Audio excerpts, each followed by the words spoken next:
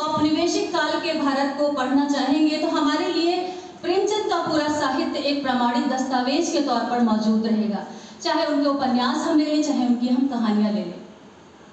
और ये बहुत छोटी छोटी सी बातें हैं कि हम उन्हें कथा सम्राट कहते हैं और कथा के केंद्र में आज भी हम प्रेमचंद को ही रखते हैं। और मैं मानती हूँ कि प्रेमचंद के बाद की पीढ़ियों में कथा साहित्य को आगे बढ़ाने वाले जो लोग रहे हैं, उन तमाम महान लोगों में मैं सतीश जी का भी नाम लेना चाहूँगी, क्योंकि वो हमारे इस शहर के समकालीन कथा साहित्य के एक बड़े रचनाकार हैं। तो इन्हीं शुभकामनाओं के साथ, इन्हीं उम्मीदों के साथ हम आज अपने इन दोनों कथाकारों को नमन करते हैं। और जब हम किसी जयंती पर किसी व्यक्ति को याद करते हैं तो उसका मतलब केवल जयंती से नहीं होता है। उसका मतलब यह भी होता है कि हम साहित्य को कैसे बरतते हैं, साहित्य क्यों जरूरी है, साहित्य क्यों पढ़ें, यह जानते हुए भी कि साहित्य पढ़ करके कोई आज तक या लिख करके कोई राजा नहीं बना है, लेकिन इसके बावजूद भी लोग साहित्य लिखते और पढ़ते रहेंगे। प्रेमचंद और गोस्वामी तुलसीदास हमारे लिए हमेशा प्रासंगिक बने रहेंगे। इन्हीं शुभकामनाओं के साथ मैं अपनी बातें खत्म करती हूँ और सबको सुनने की आतुरता में मैं भी इंतजार करती हूँ। धन्यवाद।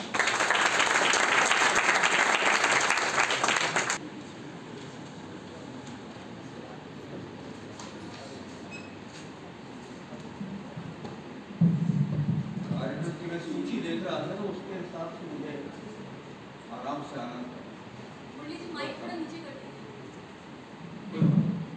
आवाज आ रही है, ऐसे पहुंच जाएगी आवाज आपकी। नहीं, लेकिन पीछे तक पहुंचाती है। मुख्य अतिथि और मेरे अनुज शशांक शर्मा जी, हम दोनों ने साथ साथ काम किया है। अध्यक्ष जी डॉक्टर सक्सेना हो जो पंच परमेश्वर कहानी के बारे में जानना चाहता हूँ। हमारे विद्यार्थियों ने 3 दिन में इस नाटक को तैयार किया है। निश्चित रूप से आपका आशीर्वाद उन्हें और प्रोत्साहित करेगा। बहुत ज़्यादा मुझे कुछ कहना नहीं है। भारतीय परिवेश 1915-16 के आसपास की यह कहानी है और आप सभी जानते हैं कि उसके पहले 1905-06 में भंग हो चुका है और अंग्रेज फूट डालो और राज करो की नीति भारत में आजमा रहे हैं। दंगा नाम का एक जो शब्द है वो अंग्रेजों की देन इस देश में रही है और उस माध्यम से वो हमेशा इस देश को बांटने की कोशिश किए हैं। और जबकि यह देश अपने आप में समन्वय, तुलसीदास जी हमेशा कहते हैं कि यह तुलसीदास जी की अगर बात करेंगे, आज जयंती भी है, तो तुलसी समन्वय की विराट चेतना के कवि हैं और यह देश समन्वय की चेतना का देश है। तो वह समन्वय की चेतना प्रेमचंद में कैसे है, पंच परमेश्वर कहानी के माध्यम से हम लोग देखेंगे और हमारे बच्चे उसको तैयार किए हुए हैं। विनम्र अनुरोध होगा मंच से, मैं क्षमा सहित चाहूँगा कि चूँकि वो खेत हमारा रहेगा तो अगर ये हमारी प्रथम पंक्ति है यहाँ तक आएंगे तो बड़ी खुशी होगी। प्रथम पंक्ति जो हमारी होगी।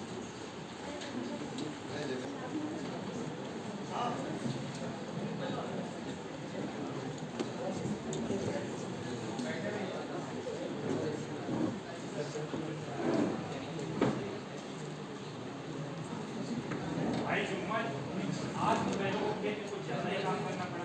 किसान होते होते वो भी हम जैसा थक गए। हाँ भाई अलगू, हमारी तो साझे की खेती, दुख भी सुख भी साझे के। तुम कभी हल चला लेना तो मैं चारे दे दूंगा। हाँ, हम दोनों के बीच ऐसा स्नेह है जैसे 2 देह के 1 प्राण। हाँ अच्छा, तुम्हें याद है जब मैं हज पर गया था तो मेरे घर की रखवाली किसने की थी? और कौन? मैं ही। और जब मैं कहीं बाहर जाता हूँ तो अपने घर को तुम्हारे भरोसे छोड़कर जाता हूँ। हमारी तो मित्रता न धर्म की है न जाति की, बस दिल की। हमारा मन और मिजाज दोनों मिलता है, यही तो असली मित्रता है। हाँ, हम दोनों के बीच जात नहीं, धर्म नहीं, बस यारी है। हाँ अच्छा, तुम्हें याद है जब हम पहली दफा अब्बा जुमराती के यहाँ पढ़ने गए थे? हाँ, कैसे भूल सकता हूँ। मैं तो ज्यादातर तुम्हारे बगल में बैठा रहता था और गुरुजी का हुक्का भरते रहता था। तुम्हारे हाथों में तो किताब से ज्यादा उनका हुक्का होता था। तभी तो तुम्हारे पिताजी कहते थे विद्या किताब से नहीं गुरु की सेवा से आती है। हाँ, वो कहते थे बेटा अगर गुरु की कृपा हो तो अक्षर विज्ञान बन जाते हैं। और हमारे गुरु को तो उनके सोटे पर ही भरोसा था। हाँ, उसी सोटे की वजह से तो आज आसपास के गाँव में तुम्हारा बहुत क्या कहें। ठीक है भाई अल्लू, सांझ की नमाज का वक्त हो चला, मुझे खाला से भी मिलना है, अब मैं चलता हूँ। ठीक है, संध्या हो गई है, चलता हूँ।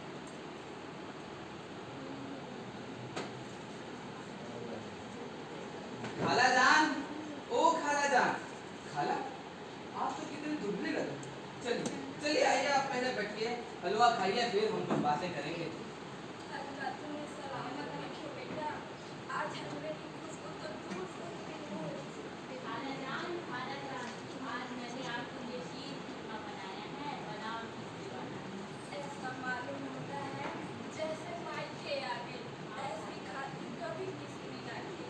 तो खाला जान, वह जमीन आप हमारे नाम लिखवा दीजिए, वहाँ हम आपके नाम से एक पक्का मकान बनवा देंगे। बेटा वो जमीन तो मैंने अपनी आखिरी निशानी समझ के रखी थी, मगर तुम लोगों ने अपने पास रखने की ठान ली है, तो मुझे कोई आपत्ति नहीं है। खाला जान, आप हमारी अम्मी की तरह, वह जमीन हमारी नहीं आपकी ही रहेगी। ठीक है बेटा, करा लो मिल्कियत, मुझे कोई आपत्ति नहीं।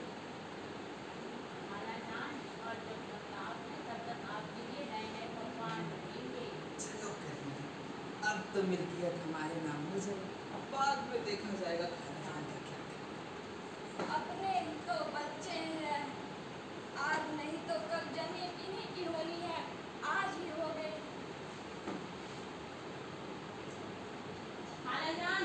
खाना खा लो। करीमन बेटा, रोटी सूखी बहुत है। 2 वक्त की रोटी भी मुफ्त में मिलती है, ऊपर से महारानी को दाल के साथ। अरे 2 वक्त की रोटी तो तब तक मिलती थी जब तक मैंने अपनी सारी और जायदाद तुम लोगों के नाम नहीं की थी। जब से मैंने अपनी सारी जायदाद और तुम लोगों के नाम की है, तुमने मुझे दाने दाने को मोहताज कर दिया है।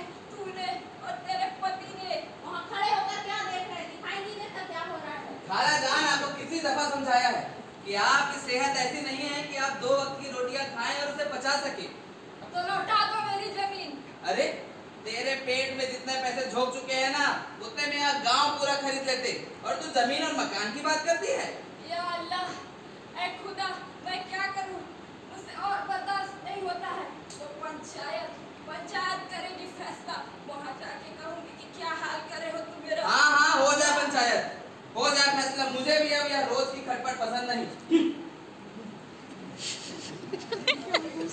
याद दिला के है, इस उम्र में अब पंचायत छोड़ती फिरूं मैं। बेटा रमेश, तुम भी मेरी पंचायत में आ जाना बेटा। जुम्मन ने मेरे साथ बहुत अत्याचार किया है। ठीक है खाला, वक्त निकालकर जरूर आ जाओ। देखो तो बुढ़िया तो बुढ़ी हो गई, लेकिन लालच बढ़ेगी जाने का नाम नहीं ले रहा। पंचायत बैठाई। बेटा कौन है? अरे खाला, क्या बात है? बेटा तुम भी मेरी पंचायत में चले आना, मुझे हिसाब दिलाने। मुझे बुलाकर क्या करोगी? कई लोग तो आएंगे ही। अपनी विपद तो सबके आगे रो आई, अब आने ना आने का क्या मतलब? यो आने को तो आ जाऊंगा, मगर पंचायत में मुंह नहीं खोलूंगा। क्यों बेटा? अब इसका क्या जवाब दूं? अपनी खुशी, जुम्मन मेरा बचपन का दोस्त है, मैं उसे बिगाड़ नहीं कर सकता। अरे अरे, मैंने तो सुना था कि पंचों के मुंह से परमेश्वर बोलता है, और तुम बिगाड़ के डर से ईमान की बात ना कहोगे। बिगाड़ के डर से ईमान की बात? बिगाड़ के डर से ईमान की बात? बिगाड़ के डर से ईमान की बात? जुम्मन मियाँ, अरे वो जुम्मन मियाँ, हाँ क्या हुआ? यहाँ आराम फरमा रहे हैं, उधर आपकी खाला जन पंचायत की तैयारी कर रही है। अरे बुढ़िया का दिमाग खराब हो गया है, पंचायत करना चाहती है, करने दो। मैं भी तो देखूं आसपास ऐसा कौन है जो मेरा रेडी ना हो, कौन है ऐसा जो मेरा शत्रु बन सके। अरे अब आसमान के फरिश्ते तो पंचायत करने आवेंगे नहीं, करने दो फैसला। चलिए जो होगा देखा जाएगा। चलिए चलिए। शांत हो जाइए, शांत हो जाइए, पंचायत शुरू हो रही है।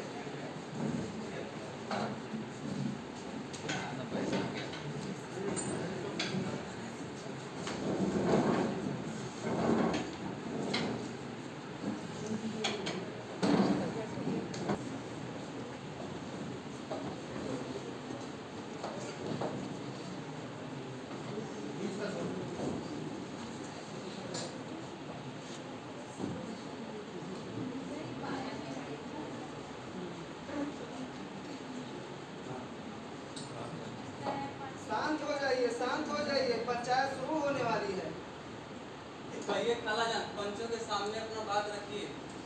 पंचो, आप सब तो जानते हैं कि मेरे भांजे जुम्मन के अलावा मेरा इस दुनिया में कोई नहीं है।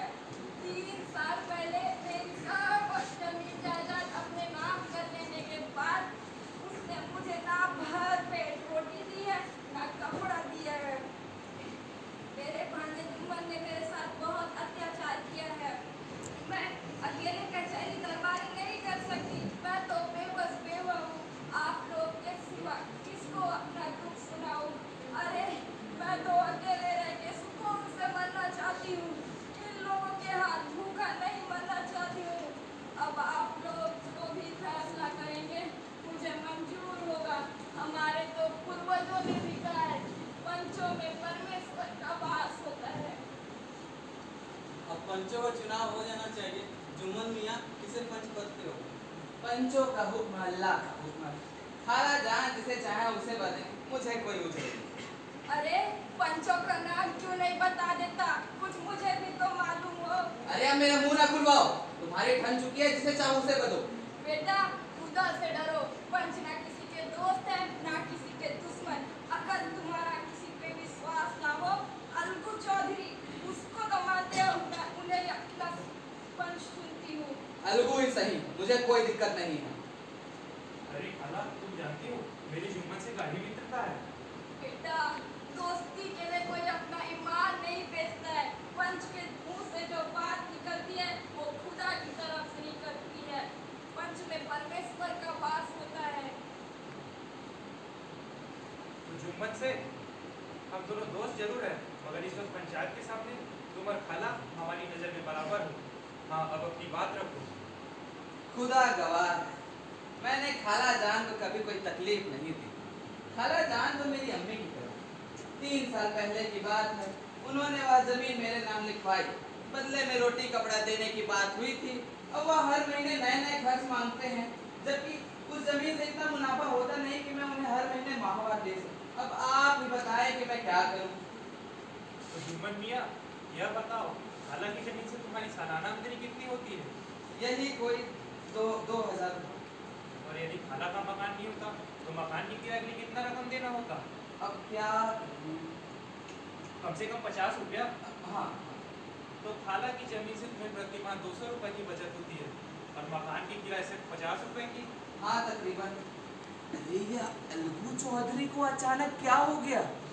अभी तो कैसी कैसी बातें कर रहा था, अचानक इतनी देर में क्या काया पलट हो गई कि मेरी ही जड़ें खोदने में तुला हुआ। पता नहीं कब की कसम निकाल रहा। जुम्मन, पंचायतों ने यह विचार किया और उन्हें नीति संगत मालूम होता है कि तुम्हें खाला जान को माहवार खर्च अवश्य देना चाहिए। हमने विचार किया और यह पाया कि खाला की जगह से इतना मुनाफा अवश्य हो जाता है उन्हें माहवार खर्च दिया जा सके। बस यही हमारा फैसला है। और यदि जुम्मन सेठ को खाला को माहवार खर्च देना मंजूर ना हो तो जमीन की रजिस्ट्री रद्द समझी जाए। किसी को कोई आपत्ति? कोई आपत्ति नहीं। अब पंचायत रद्द की जाती है। क्या पंचायत थी? दूध का दूध और पानी का पानी हो गया।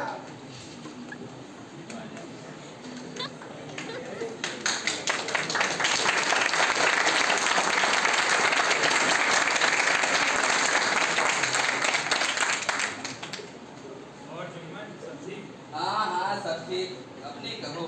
बस ठीक है, बस मेरी जोड़ी का एक भर के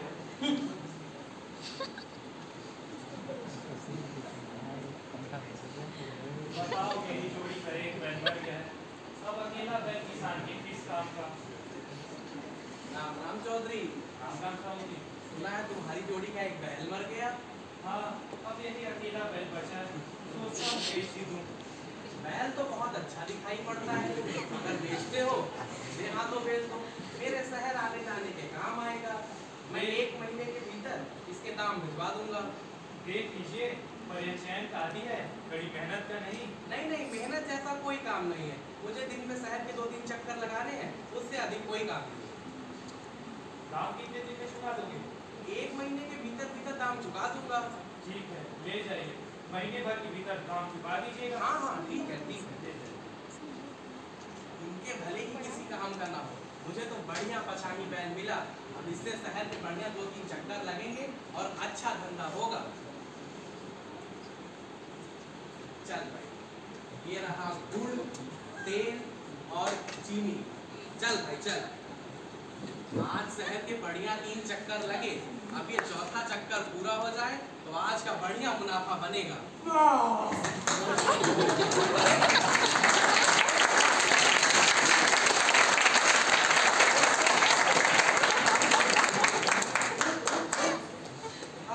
सत्यानाश, ये तो मर गया।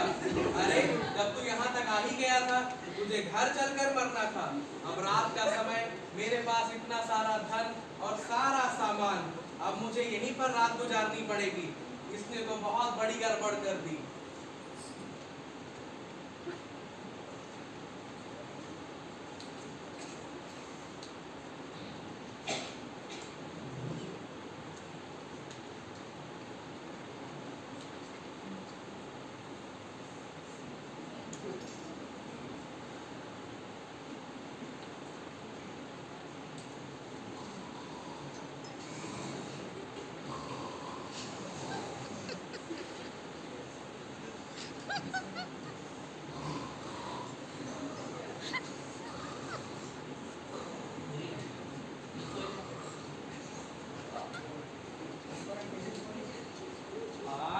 बढ़िया सामान मिला है, इतना सारा धन पाकर तो मैं माला माल हो जाऊंगा।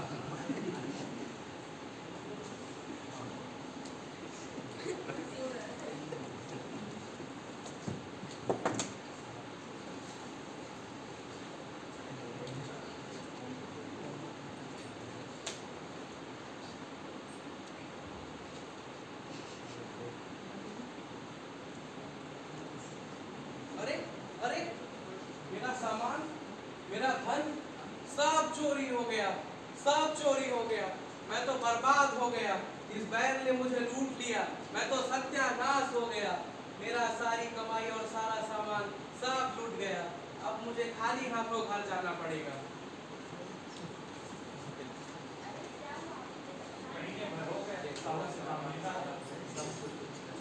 महीने भर हो गए साहू जी, बैल के दाम देने का क्या विचार है? क्या बात करते हो चौधरी, एक तो मरा हुआ बैल हमारे माथे मर दिया, ऊपर से दाम मांगते हो। बनिए के बच्चे हैं, बनिए के, ऐसे दाम नहीं देने के। यहाँ सारे जीवन की कमाई लुट गई, सत्यानाश हो गया और तुम्हें दामों की पड़ी है। हिम्मत तो देखो, एक तो मरा हुआ बैल दिया, ऊपर से तगादे पर आए हैं। एक तो मुर्गा बैल लेते हो, उसका दाम मांगते हो। पैसा दबाना तुम्हारा काम नहीं साहू, हटा हुआ है तो पंचायत में कहो।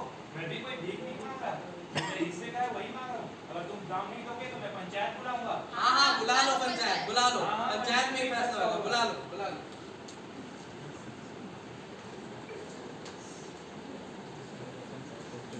बैठ जाइए, पंचायत शुरू होने वाली है। चलो आज अलगू की पंचायत देखी जाए। अब देरी किस बात की है, पंचों का चुनाव हो जाना चाहिए। बोलो अलगू, किसे पंच बनते हो? मैं चाहता हूँ कि समझू साहू ही चुने। मेरी तरफ से अजूमत शेख को अपना पंच चुनता हूँ। क्यों अलगू, कोई आपत्ति तो नहीं है ना? नहीं, मुझे कोई आपत्ति नहीं। बोलो अलगू चौधरी, क्या कहना चाहते हो? पंचो, 1 महीने पहले मैंने अपना बैल बेचा था समझू साहू को। समझू साहू ने महीने भर में दाम चुकाने का वादा किया था, लेकिन इसी बीच बैल मर गया, इसीलिए अब वह दाम देने से मना कर रहा है। अच्छा, बोलो साहब, तुम क्या कहना चाहते हो? हुजूर, कहने लायक कोई बात नहीं है। कुछ दिनों पहले मैंने चौधरी से बैल खरीदा था। हुजूर, अलगू चौधरी ने मुझे बीमार बैल बेच दिया। बैल मेरे घर जाते ही मर गया। हुजूर, मैंने बहुत दिन बैल से कोई काम नहीं किया। अब हुजूर आप लोग बताएं, भला मरे हुए बैल की कोई कीमत होती है? अच्छा समझो साहू, अब तुम मेरी बातों का ठीक जवाब देना। जी हुजूर। तुम एक दिन में इक्का गाड़ी से शहर के कितनी खेपे लगाते थे? एक दिन में हुजूर 2 से 3 चक्कर हो जाते थे। और बैल जिस दिन बीमार था उस दिन कितनी खेपे लगाई? हुजूर, उस दिन चौथी खेप थी हुजूर। अच्छा, अगर बैल बीमार होता है तो वो शहर कितनी खेपे लगा सकता था? बोलो बोलो, बैल अगर बीमार होता तो शहर कितनी खेपे लगा सकता था? अपने उत्तरदायित्व का ज्ञान बहुधा हमारे संकुचित व्यवहार का सुधारक होता है। जब हम राह भूलकर भटकने लगते हैं तो यही ज्ञान हमारा पथ प्रदर्शक बनता है। इसी उत्तरदायित्व को मद्देनजर रखते हुए पंचायत अब यह फैसला करने जा रही है कि जब अलगू चौधरी ने समझू साहू को बैल बेचा तब बैल बिल्कुल स्वस्थ था, उसे कोई बीमारी नहीं थी। उस पर तो अत्यधिक श्रम और सही देखभाल न रखने की वजह से वह मारा गया। तो पंचायत यह निर्णय लेती है कि अलगू चौधरी को उसके बैल के पूरे दाम समझू साहू को देने होंगे। किसी को कोई परेशानी? परमेश्वर की जय, परमेश्वर की जय। तो पंचायत अब यही समाप्त होती है।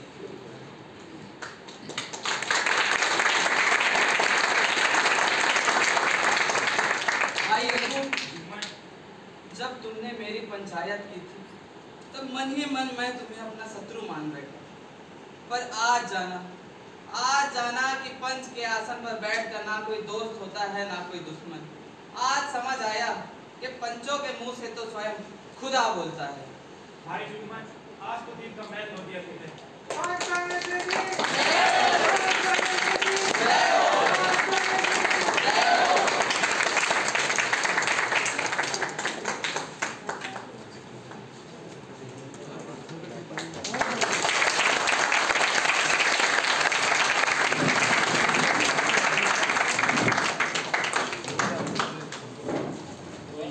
प्रस्तुति विद्यार्थियों की ओर से आप सभी के सामने थी पंच परमेश्वर की प्रस्तुति,